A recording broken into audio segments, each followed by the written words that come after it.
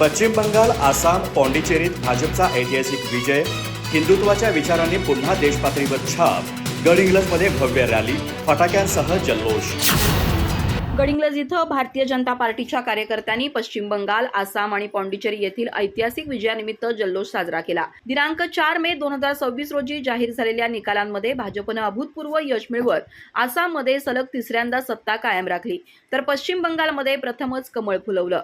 या विजयामुळे हिंदुत्वाच्या विचारांची ताकद पुन्हा एकदा देशासमोर अधोरेखित झाल्याची भावना कार्यकर्त्यांमध्ये व्यक्त झाली.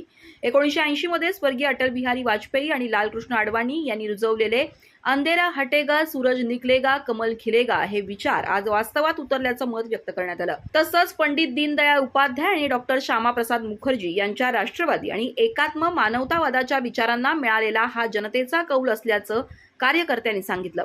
या विजयाच्या निमित्तानं गडिंग्लजमधील भाजप कार्यालयापासून भव्य रॅली काढण्यात आली. कार्यकर्त्यांनी फटाक्यांची आतषबाजी करत साखर पेढे वाटून आनंदोत्सव साजरा केला. रॅली दरम्यान छत्रपती शिवाजी महाराज यांच्या पुतळ्यास अभिवादन करून हिंदवी स्वराज्याच्या प्रेरणेचा गौरव करण्यात आला.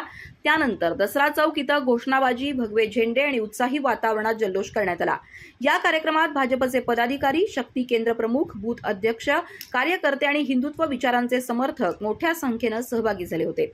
संपूर्ण परिसर भारत माता की जय आणि जय श्रीरामच्या घोषणांनी दुमदुमून गेला. अधिक माहिती आणि ताज्या घडामोडींसाठी आजच आमचे चॅनल सबस्क्राईब करा.